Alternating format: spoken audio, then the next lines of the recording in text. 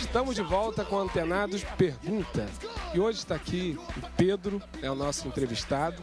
Eu estava perguntando, Pedro, a você agora há pouco, você já foi assim taxado, como alguém que foi irreverente, ou criticado por essa sua maneira descontraída, de brincar, às vezes até para criar um gancho para falar de Deus, e a gente vê nas suas mensagens, até no seu dia a dia, você tem essa forma bastante descontraída. Alguém religioso, alguém já escreveu num blog, num Facebook, alguma crítica a esse teu estilo?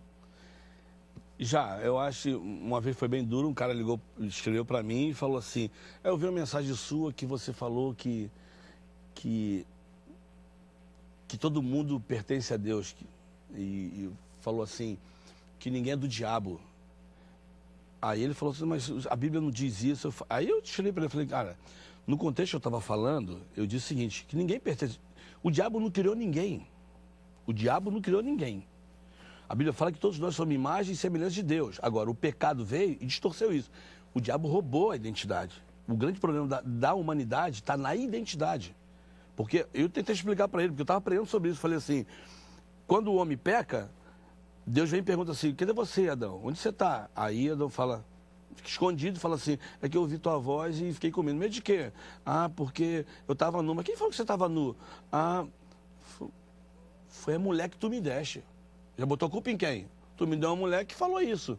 Aí ele falou, então tá tranquilo. Então essa coisa quando eu falo assim, tá tranquilo, que eu falo, Deus, então tá tranquilo, porque a Bíblia não está dizendo ali. Mas é como tem um espaço, como Deus fala assim, não, vou falar com a Eva. Eva, o que houve? Ó, não foi eu, foi a serpente. Aí Deus vai para a serpente. Aí a serpente chega lá e Deus dá-lhe a chamada, ele fala assim, ó, a partir de hoje você vai se alimentar do pó da terra. E acabou. E eu comecei a desenvolver esse tema e falei, ninguém é do diabo, querido. Satanás não criou ninguém. As pessoas são imagem e semelhança de Deus. Se eu não olhar para essas pessoas assim, falou, não, mas a Bíblia diz que o mundo é do maligno, Satanás. Eu falei, eu sei que a Bíblia diz, mas o diabo não é dona dela. Quem criou ela não foi o diabo, foi Deus. Agora, o meu papel é acreditar com todo o meu coração que as pessoas podem ser transformadas.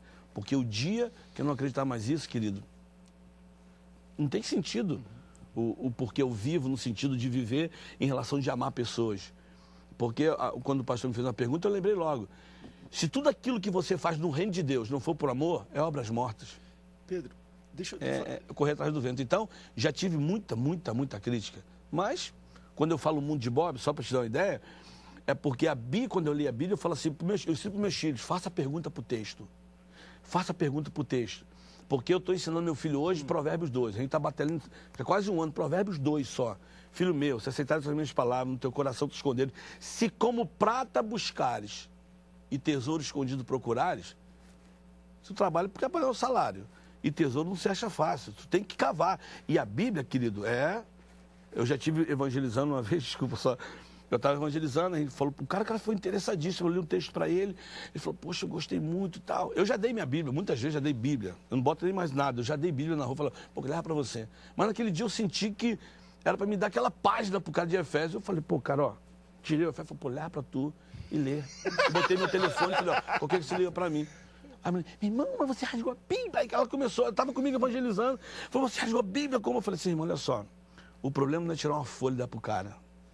O problema é que tem um montão de gente que tem 10, 15, 20 Bíblias em casa, parada lá, e não lê nenhuma. Coleciona a Bíblia. Eu estou dando uma palavra viva pro cara aqui, deixei... Eu tentei explicar, eu falei assim, irmão, deixa pra lá, não dá mais para explicar, não. Falando em crítica, acho que uma das tuas postagens no teu site que mais receberam críticas ou apoios, eu li um pouco, você falou um pouco sobre a missão integral e abordou um pouco da questão do corporativismo entre a liderança. E você mencionou de um pastor que morreu com um tiro na cabeça e no outro dia tinham 30 pastores pressionando o delegado para resolver o caso. Uhum. Aí o delegado, calma aí, o que aconteceu? Quando morreram pessoas das suas igrejas, ou aquele menino, todo dia morrem 20 pessoas, vocês nunca vieram falar nada comigo. Só porque morreu um de vocês, vem 60. Você acha que é muito corporativista a igreja, só dói quando é com ela? É aquela palavra, só entende quem sente, quando acontece contigo. Por isso, quando acontecem algumas fatalidades, você sempre vê a pessoa falando assim, nunca imaginei que podia acontecer comigo. Pode. Eu saio da minha casa, meus filhos não gostam da minha despedida. Mas a minha despedida, ela é fria e bruta. Eu falo, ó, papai está viajando, o papai está saindo. Qualquer coisa, a gente se encontra no céu. Eu não sei se volto.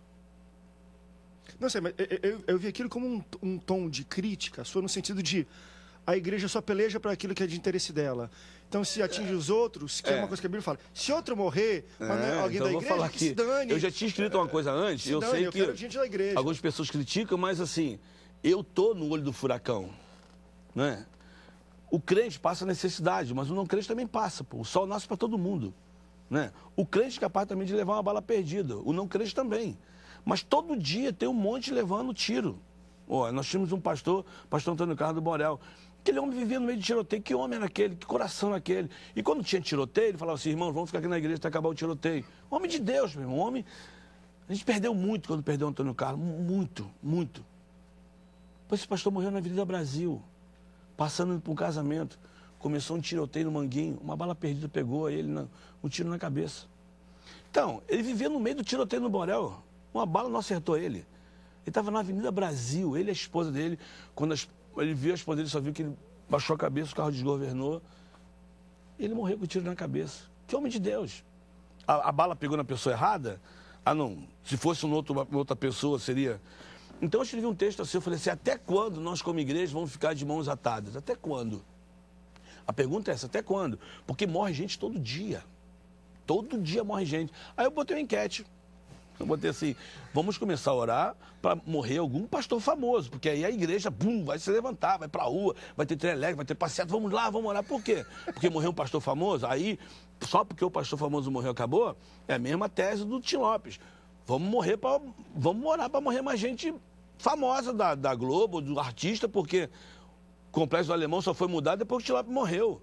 Mas eu trabalhei no Complexo do Alemão, todo dia morria gente lá. Pessoas morriam também queimadas, mas agora é interessante, né? A polêmica é essa. Essa é a minha crise, já falei com policiais. Interessante como é que a igreja, a polícia descobriu quem foi que matou, quando matou e acharam o corpo. Tem corpo até hoje que ninguém sabe. Por quê? Porque é indigente? Não. Aquilo também era alguém muito especial para Deus. Eita. Então não tem pessoas diferentes. E nós, como cristãos, é a mesma coisa. Né? Eu tenho uma pergunta para fazer, Pedro. Fiz essa pergunta. Falei, por que até hoje eu não vi uma expressão da igreja, quando a gente ouve todas as manifestações no Brasil. Eu não vi. Eu estava lá, todas as manifestações eu estava, corria, dei aula para o meu filho, falei, hoje nós vamos para uma manifestação, hoje você vai ter aula de história, porque a televisão está dizendo que só tem gente aqui que não presta, e não é verdade. Fui perguntando um monte de gente lá, falei, o que você faz? Eu sou dentista, sou arquiteto, faço direito. Tá vendo, Gianluca? São pessoas que estudam. O que a televisão está dizendo só tem vagabundo. Não é vagabundo. Tem pessoas que estão aqui porque querem mudar o Brasil. Mas eu não vi uma expressão da igreja assim, ó. Hoje, um cara que uma voz fala assim, ó. Não afetava ela diretamente, né? Talvez isso. Afetava. Afeta todo mundo. Afeta, cara, se afeta o meu próximo, está me afetando. Entendeu? Isso é que eu estou falando. Porque só afetou ela. O problema é se a prefeitura não deixou fazer aquela construção ali.